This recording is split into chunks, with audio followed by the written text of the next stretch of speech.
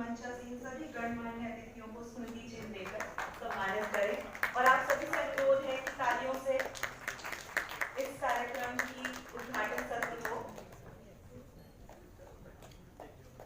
Brief कर दें। आज एयर पॉल्यूशन को कम करने के लिए ये कार्यशाला है। एयर पॉल्यूशन डिजीज़ का बहुत बड़ा कारण है, चाहे वो ब्रोंकाइटिस हो, ब्रोंकियल अस्थमा हो, COPD हो, न्यूमोकोनियोसिस हो। ये बहुत सी बीमारियां एयर पॉल्यूशन की वजह से होती हैं और एक बार हो जाए तो कोई इलाज नहीं है।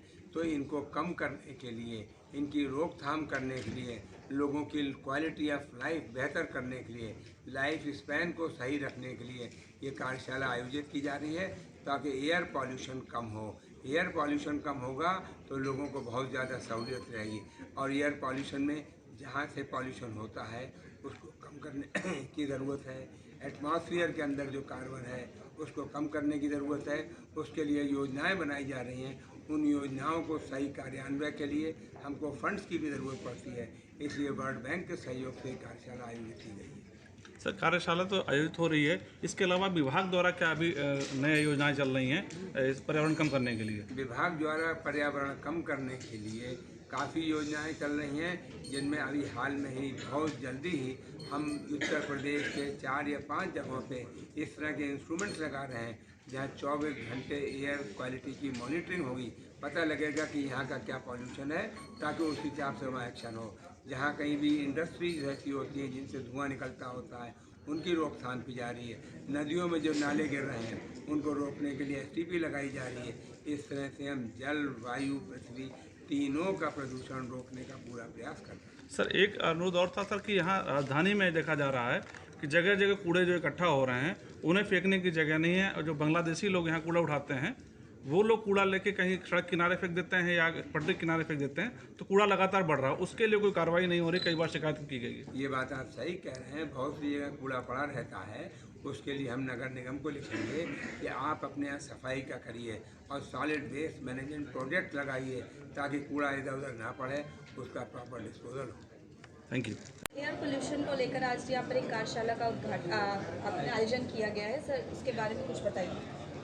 आज यहाँ पे एक एयर पोल्यूशन नियंत्रण के लिए राज्य स्तरीय एक्शन प्लान बनाया गया है। उसके लिए हम लोगों ने संबंधित विभागों के साथ विचार विमर्श करके आज ये 2 दिवसीय कार्यशाला आयोजित की है। पहले मैं इसमें एक्शन प्लान के बारे में बताना चाहूँगा। अभी तक वायु प्रदूषण नियंत्रण के प्रयास केवल शहरों के अंदर होते थे कि धूल कम की जाए, इंडस्ट्रीज़ पे जो उत्सर्जन हो रहा है उसको कम किया जाए। परंतु जो अभी विश्व बैंक के सहयोग से एक तकनीकी अध्ययन हमारे राज्य ने किया है उसमें ये बात उभर के सामने आई है कि जिस तरह से एक जल का बहाव क्षेत्र होता है उसी तरह से वायु का भी एक बहाव क्षेत्र होता है और शहरों के बाहर उस बहाव के क्षेत्र में जो वायु प्रदूषण के स्रोत होते हैं उनसे शहरों की हवा में भी प्रतिकूल प्रभाव पड़ता है। इसके लिए एक उदाहरण, ज्वलंत उदाहरण सबके सामने है कि जैसे पंजाब में पराली जलती है तो उसका इम्पैक्ट दिल्ली और उत्तर प्रदेश तक आता है। तो हमें समझना होगा कि यदि वायु प्रदूषण शहरों में कम करना है तो शहरों के अंदर तो कार्रवाई होना जरूरी ही है, परंतु शहर के बाहर भी जो वायु का बहाव क्षेत्र है जिसको हम लोग एयर शेड कहते हैं, वहाँ के प्रदूषण स्रोतों पे कार्रवाई करनी है। मान लीजिए कोई पावर प्लांट है, उस पावर प्लांट यदि एयर शेड में है तो उसका इम्पैक्ट सिटी में आएगा।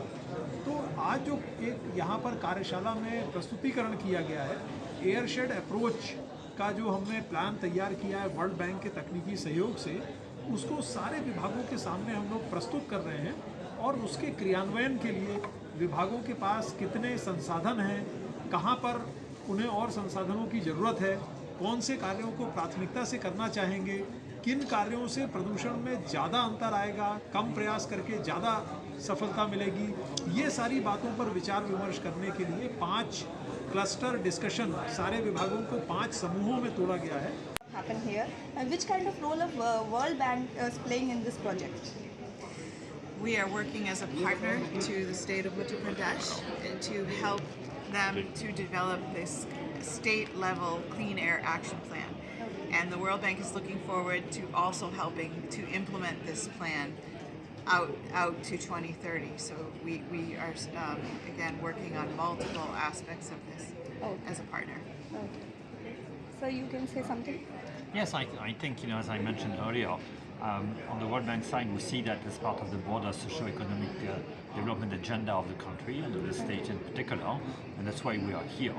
And we know that the bank has been involved in a number of countries in terms of addressing this type of issues, and we know that we can get results, and that structured approach with the right type of financing at the right place can make a difference. And so this is the type of things that we want to work on and with EOP. Thank you.